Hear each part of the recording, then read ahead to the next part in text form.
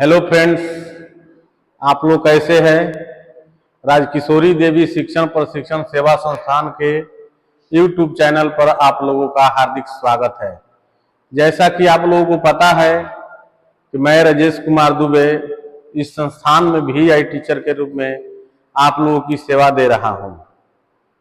पिछले वीडियो में भी मैंने जो हमारे पुराने बच्चे हैं उन लोगों को मैंने ब्रेल स्लेट के बारे में और उनके डॉट क्या होते हैं, कोड क्या होते हैं, उस पर मैंने चर्चा किया था। ठीक है, तो जो भी बच्चे VI के क्षेत्र में पढ़ रहे हैं हमारे संस्थान से या कहीं भी, तो आपको ब्रेल की नॉलेज होना बहुत जरूरी है। ठीक है, बगैर ब्रेल के आपकी पढ़ाई अधूरी मानी जाएगी। ठीक है, तो कम से कम आप लोग ये कीजिए कि एक ब्रेल स्लेट और एक स्टाइलस जो लिखने वाला होता है वो आप लोग कहीं से भी बाजार से खरीद लीजिए। जो मैं डॉट पढ़ाऊंगा उसके आधार पर आप लोग ब्रेल लिखिए और मेरे व्हाट्सएप नंबर 8603633136 इस पर आप लोग डाल सकते हैं, हम चेक कर सकते हैं, सजेशन भी दे सकते हैं। ठीक है, और अगली बात कि कुछ परीक्षा में बार बार आता है कि आखिर ब्रेल का आविष्कार कौन किया, कैसे हुआ, उनका जन्म कहाँ हुआ था, कब हुआ था। तो मैंने सोचा कि आज इस टॉपिक पर थोड़ा चर्चा कर ले कि ब्रेल का आविष्कार कैसे हुआ, किसने किया, और कुछ शब्द के डॉट, जैसे हम लोग अंग्रेजी में क्या सीखते हैं कि के से क, के से ख, जी से ग, जी से घ, एन जी से अंग, उसी प्रकार ब्रेल में डॉट याद करने पड़ते हैं। जो ये ब्रेल स्लेट आप लोगों को दिखाई दे रहा है फॉर्मेट, इसमें हर एक कॉलम में 6 डॉट होते हैं। 1 2 3 4 5 6 डॉट से एक कॉलम बना होता है।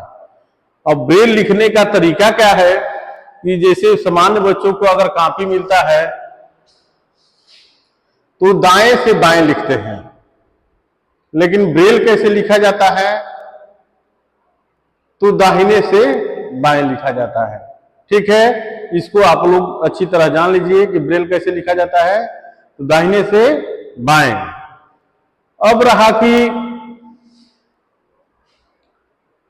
ब्रेल का आविष्कार कैसे हुआ, किस विषम परिस्थिति के कारण हुआ। मान लीजिए कि आपके परीक्षा में आ गया और उसके कुछ डॉट अब मैं आप लोगों के सामने लेकर आ रहा हूं। फिर अगले दिन ब्रेल संबंधी 1-2 दिन लगातार जो मेरा वीडियो होगा वो ब्रेल संबंधित होगा, क्योंकि ब्रेल आप लोगों की जानकारी बहुत जरूरी है। ठीक है, पिछले 1-2 वीडियो मैंने इस पर डाला था इस संस्थान के माध्यम से, तो अभी हमारे संस्थान में नए बच्चों का भी एडमिशन हो गया, तो मैंने सोचा कि ये मुख्य चीज है, इसलिए दोबारा इसको रिपीट हम कर दे। ठीक है, अब चलिए टॉपिक पर।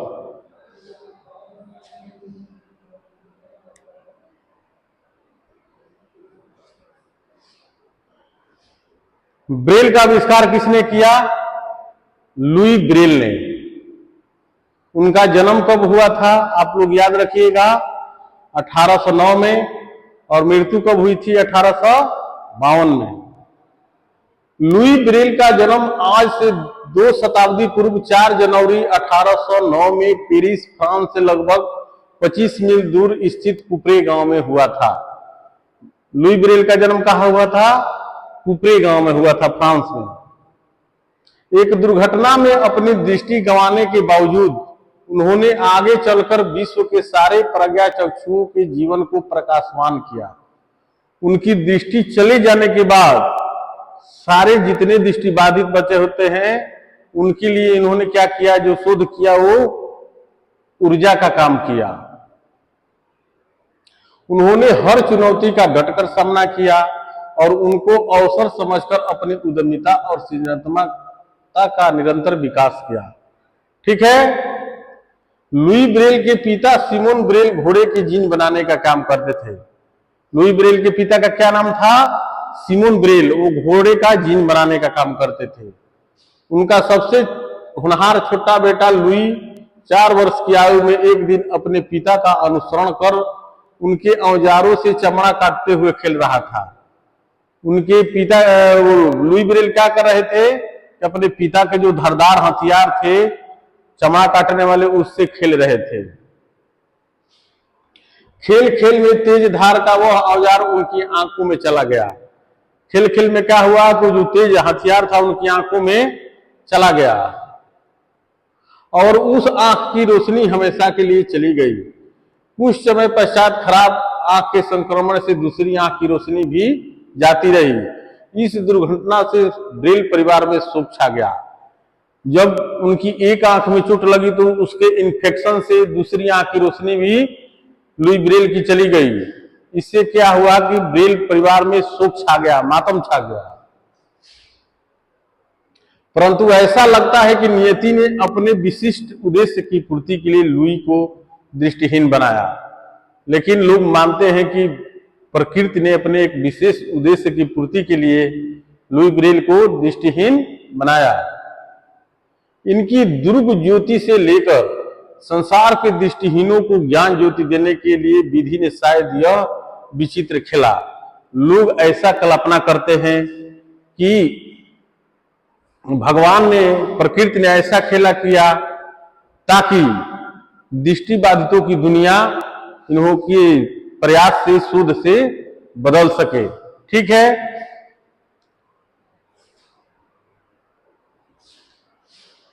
पाठशाला जाने योग्य होने पर लुई अपने भाई बहनों के साथ गांव की पाठशाला जाने लगे। जब लुई बड़े हुए तो क्या हुआ कि अपने भाई बहन के साथ 4 वर्ष की आयु से पाठशाला जाने लगे। ठीक है, 10 वर्ष की उम्र में लुई को पेरिस के अंध विद्यालय में अध्ययन के लिए भेजा गया। 10 वर्ष की आयु में कहां गए वो? पेरिस के अंध विद्यालय में गए।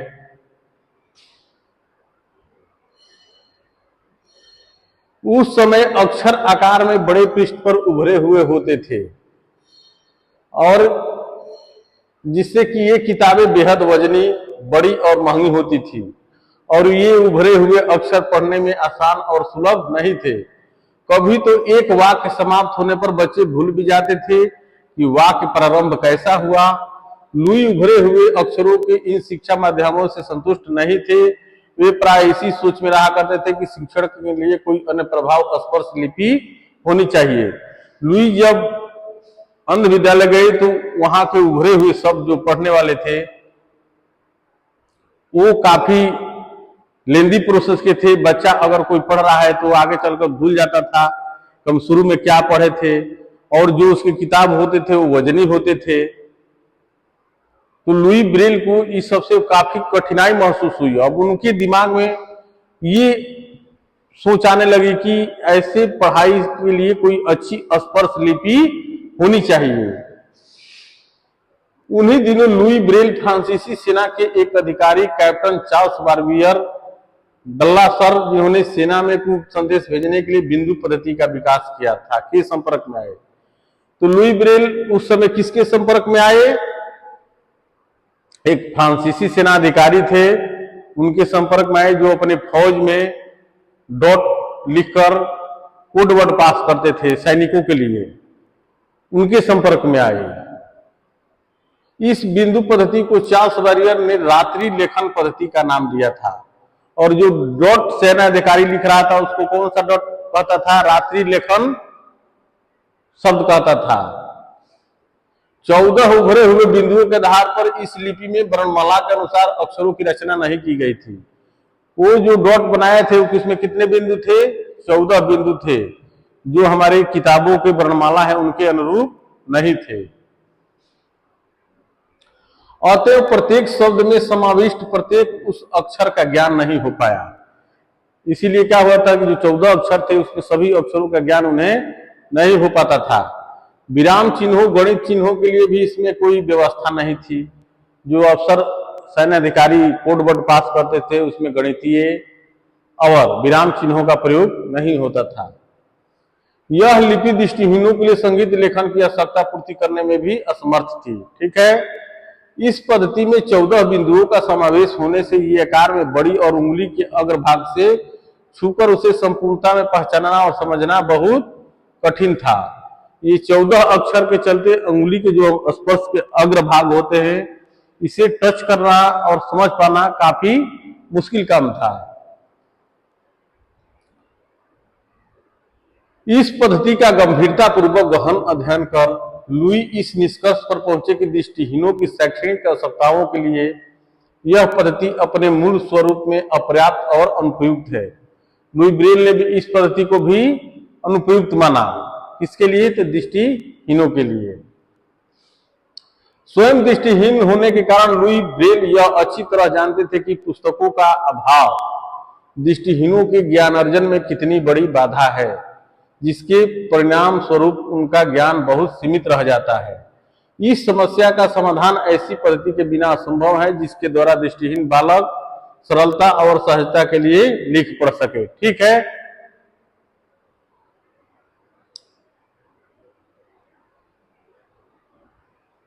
बारह से 13 वर्ष की आयु में लुई ब्रेल ने अपना अधिक से अधिक समय ऐसी पद्धति के आविष्कार में लगाना आरंभ कर दिया। अब 12-13 वर्ष की आयु में क्या हुए? लुई ब्रेल ने खुद इस ब्रेल पद्धति को कैसे सुगम और आसान बनाया जाए, इस पर उन्होंने काम करना, रिसर्च करना शुरू कर दिया।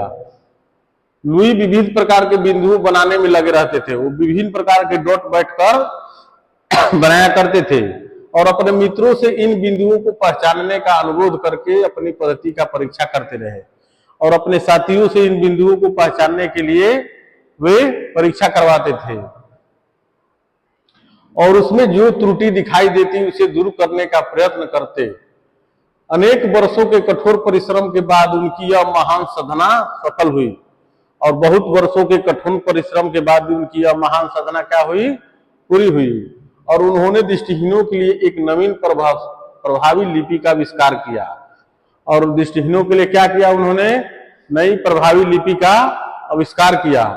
लुई ब्रेल ने यह पद्धति बहुत ही सरल और वैधानिक धरातल पर बनाई और यह जो पद्धति उन्होंने बनाई वो काफी सरल और वैधानिक, मतलब कि सभी दृष्टिकोणों से सही, देश और विदेश में भी। ठीक है। जिसको क्या नाम दिया गया? ब्रेल पद्धति। तो उसी ब्रेल पद्धति के को डॉट आपको याद करने पड़ेंगे, जो अब हम चर्चा करते हैं शुरू से। ठीक है। अब आप लोग देखिए, कोई पूछ देगा कि क का ब्रेल डॉट कोड कितना होता है, तो कितना होता है? 1 3। और इसमें देखिए 1 और 3, 1 2 3 4 5 6, ये ब्रेल स्लॉट के एक कॉलम का ये हिस्सा आपको दर्शा रहा है। ख का कितना होता है? 4 6। देखिए 4 और 6। ठीक है। ग का कितना होता है? 1 2 4 5। इसमें देखिए 1 2 4 5। घ का कितना होता है? 1 2 6, 1 2 6। अंग का कितना होता है? 3 4 6। अब इसको आप लोग अपने कॉपी पर भी नोट कर लीजिएगा ताकि आपको याद करने में आसानी हो। ठीक है। कख ग घ तो हो गया। अब क्या आता है? छ छ ज झ। अब देखिए च का कितना होता है? च का आप लोग देखिए, च का 1 4। देखिए उसमें 1 और 4 कॉलम है। छ का कितना होता है? 1 और 6। देखिए कॉलम में क्या ऐसे 1 उधर, 6 नीचे दूसरी साइड में। ठीक है। झ का कितना होता है? 2 4 5। देखिए 2 4 5 कॉलम में है ना। इसके बाद यह का क्या होता है? 2 5। यह का क्या होता है? 2 5। देखिए इसमें 2 इधर 5, 1 2 3 4 5 6, 2 और 5। अब यह के बाद क्या आता है? ठ ड ढ। यह के बाद क्या आता है? ठ ड ढ। ट का कितना होता है? 2 3 4 5 6। ठ का कितना होता है 2 3 4 5 6। देखिए उस डॉट में, देखिए कॉलम में 2 3 4 5 6। ढ का कितना होता है 2 4 5 6। देखिए उसमें 2 4 5 6 कॉलम में दिया गया है। वो आपको सांकेतिक चीज है कि आप देखिए कि कैसे डॉट वो रंगना नहीं होता है, स्टाइलस से उसको खोदा जाता है। ठीक है, ढ का कितना हो गया 1 2 4 6 1 2 4 6। ठीक है, ड का कितना बताए 1 2 4 6। ढ का 1 2 3 4 5 6। ढ का कितना होता है 1 2 3 4 5 6। देखिए उसमें पूरा कलम डॉट से मारा गया है। ठीक है, अब देखिए अण का कितना होता है 3 4 5 6। अण का कितना होता है 3 4 5 6। यहां भी देख लीजिए, ये डॉट आपको जरूरी याद करने पड़ेंगे। अब अण के बाद क्या आता है तथ ध न आता है ना, तो त का क्या होगा 2 3 4 5। ध का क्या होता है 1 4 5 6।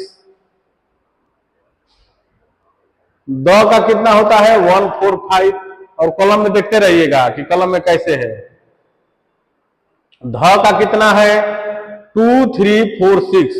ध का कितना होता है 2 3 4 6।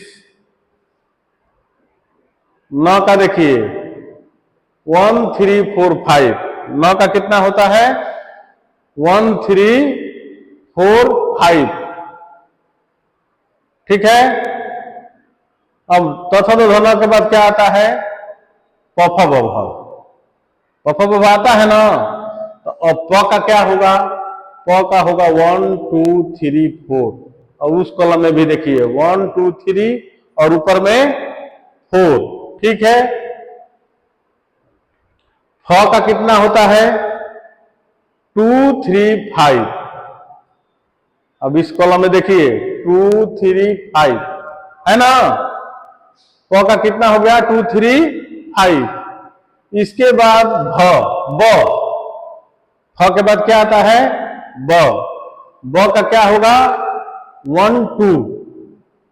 ब का क्या होगा 1 और 2। देखिए इसमें 1 और 2।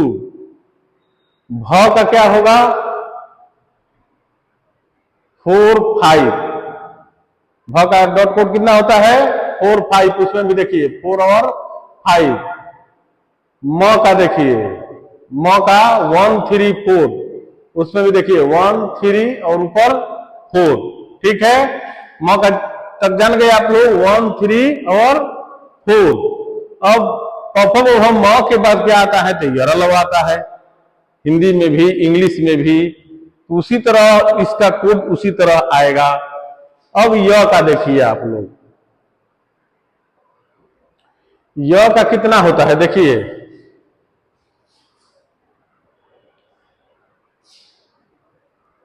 य का 1 3 4 5 6। य का उसमें देखिए 1 3 4 5 6। र का कितना होता है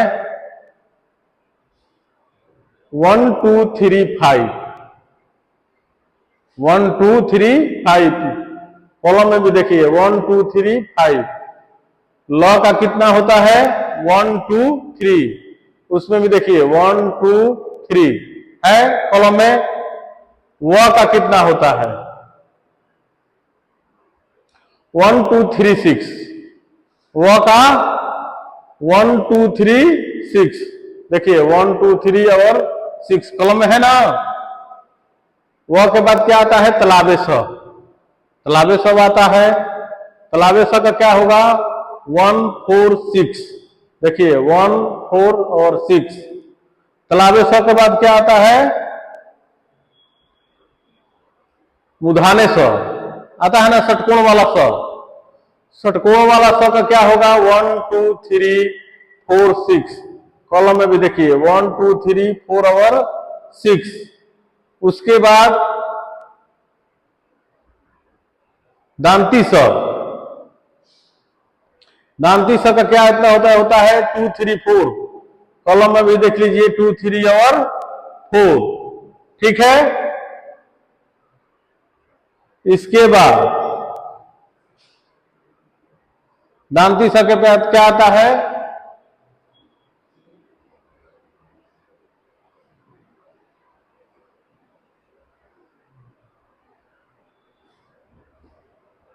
दांती स के बाद आता है ह आता है। तो उसका क्या होगा 1 2 5। ह का क्या होता है, याद रखिएगा, ह का होता है 1 2 5। ह के बाद क्या आता है, अब आप लोग देखिए,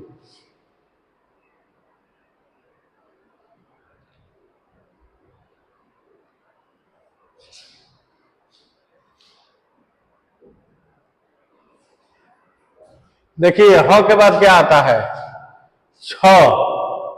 ह के बाद 6 आता है ना।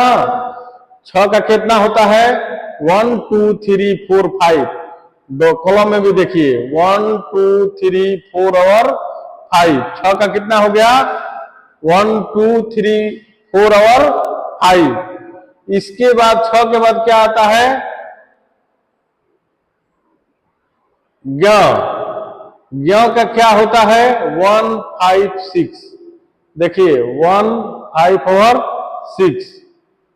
अब देखिए क्या होता है कि कुछ ऐसे शब्द, जैसे मान लीजिए कि हम हिंदी लिखते हैं, इंग्लिश लिखते हैं, तो कुछ हमको पंक्चुएशन जिसको बोलते हैं शब्द होते हैं जिसका प्रयोग करना पड़ता है। तो आप ब्रेल लिखेंगे तो उसका भी आपको प्रयोग क्या होगा करना पड़ेगा, पड़ेगा ना। तो उसके बाद हिंदी के बाद जैसे हम लोग सीखते हैं कि हलंत का कहां प्रयोग होता है, क्वेश्चन मार्क का कहां प्रयोग होता है, अवग्रह, विसर्ग, अल्प विराम, अर्ध विराम, ये सब हिंदी में भी सब हम लोग सीखते हैं। तो सेम पैटर्न वही है, लेकिन डॉट इसको अलग अलग याद आपको करने पड़ेंगे। तो थोड़ा इस पर भी हम चर्चा कर लेते हैं। अब देखिए मान लीजिए कि हलंत आपको लिखना है, जैसे शब्द के नीचे हलंत इस तरह मारते हैं ना, तो हलंत का डॉट क्या होता है, हलंत का डॉट कितना होता है डॉट 4। देखिए हलंत का कितना हो गया डॉट 4। अब इसके बाद विसर्ग आता है, अनुस्वार जिसको कहते हैं। विसर्ग का डॉट कितना होता है 2 5। देखिए 2 और 5। विसर्ग ऐसे बिंदु बिंदु लगाते हैं ना, देखिए विसर्ग का चिन्ह 2 बिंदु लगाते हैं, तो ब्रेल में भी तो लिखना पड़ेगा। विसर्ग का चिन्ह कहीं आ गया शब्द में तो उसके लिए 2 5 डॉट मार के आगे लिखेंगे, तो समझ जाइए कि विसर्ग लग गया है। तो विसर्ग का क्या हो गया 2 और 5। अब आता है अवग्रह, स्ट्रोफी ऐसा। देखिए इसका ब्रेल डॉट कितना होता है 2, अवग्रह का कितना होता है 2। इसके बाद मान लीजिए कि पूर्ण विराम, जिसको हम लोग कहते हैं हिंदी में कहते हैं पूर्ण विराम, और अंग्रेजी में क्या कहते हैं फुल स्टॉप, फुल स्टॉप बोलते हैं। तो इसका डॉट क्या होगा, तो 2 5 6। मान लीजिए कि हमारा एक लाइन खत्म हो गया, तो लास्ट में हम लोग क्या लिख देंगे 2 5 6। इसका मतलब तो वो हमारा वाक्य फुल स्टॉप हो गया। ठीक। इसके बाद आता है अल्प विराम, जिसको इंग्लिश में क्या कहते हैं कामा। कामा देते हैं ना हल्का, तो कामा का क्या होगा ब्रेल डॉट 2। देखिए इसमें भी 2 है, यहां कामा का चिन्ह दिया है, तो इसका कोड क्या होगा 2। अब है अर्ध विराम, जैसे डॉट मारकर नीचे हल खींचते हैं, उसको इंग्लिश में क्या कहते हैं सेमीकोलन। इंग्लिश में बोलते हैं ना सेमीकोलन। तो इसका ब्रेल डॉट कोड कितना होता है 2 और 3। 2 3 लिख देंगे तो वहां सेमीकोलन का चिन्ह बोध कराएगा। ठीक है, देखिए इसमें 2 और 3 सेमीकोलन का चिन्ह। इसके बाद आता है प्रश्नवाचक। क्वेश्चन मार्क, जिसको हम लोग क्वेश्चन मार्क देते हैं, ठीक है। तो क्वेश्चन मार्क के लिए क्या ब्रेल डॉट कोड होगा, 236। क्वेश्चन मार्क के लिए क्या होगा, 236। इसके बाद विस्मयाद बोधक, जिसको एक्सक्लेमेशन मार्क कहते हैं हम लोग, एक लाइन और नीचे बिंदु जो रहता है उसको क्या कहते हैं, एक्सक्लेमेशन मार्क। तो उसका ब्रेल डॉट कोड कितना होता है, 235, ठीक है। उसका कितना होता है, 235। अब होता है कोष्टक, जिसको ब्रैकेट्स कहते हैं, एक इधर से होता है, एक इधर से और एक उधर से। तो इधर वाले का ब्रेल डॉट कितना होता है, 2356, और उधर वाले का भी कितना होता है, 2356। मतलब आप दो बार लिख दिए 2356, तो मतलब कि एक 2356 लिखो और उसमें शब्द लिखेंगे, और दूसरा बार 2356 लगाएंगे तो मतलब वो कॉलम बंद हो गया, ठीक है। देखिए 2356, 2356, एक लिखकर आप उसके शब्द को लिख सकते हैं, और जब उसको बंद करना है तो फिर 2356 कॉलम में डॉट मारना पड़ेगा, इसके बाद वो सब बंद हो जाएगा, ठीक है। अब है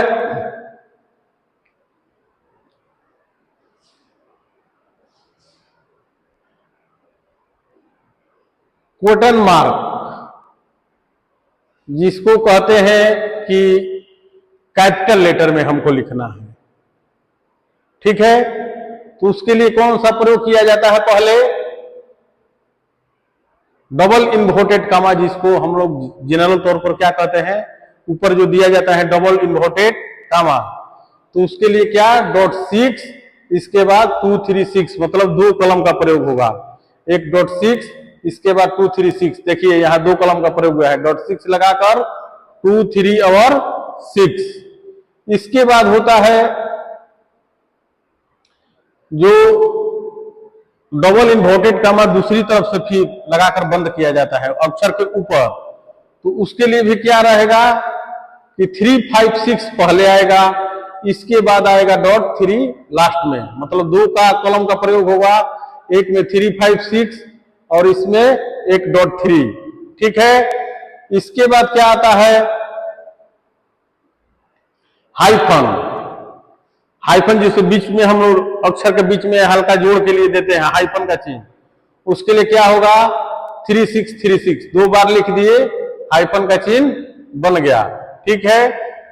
एक होता है तारा चिन्ह, जो स्टार लगाते हैं किसी शब्द के ऊपर, जब आप लिखेंगे तो शब्द आएंगे तो आप डॉट याद रखेंगे, पढ़ेंगे तो आपको स्वतः याद भी हो जाएंगे। तो उसके लिए क्या प्रयोग होता है, 3535, दो बार 35, देखिए दो कलम में 3535 आपको लिखने पड़ेंगे, तो उससे क्या हो जाएगा कि आपने तारा चिन्ह लगाया है, ठीक है। तो आज हम जो टॉपिक तैयार किए थे, ये ब्रेल संबंधी स्पेशल VI बच्चों के लिए, जिनके लिए ब्रेल की जानकारी बहुत जरूरी है।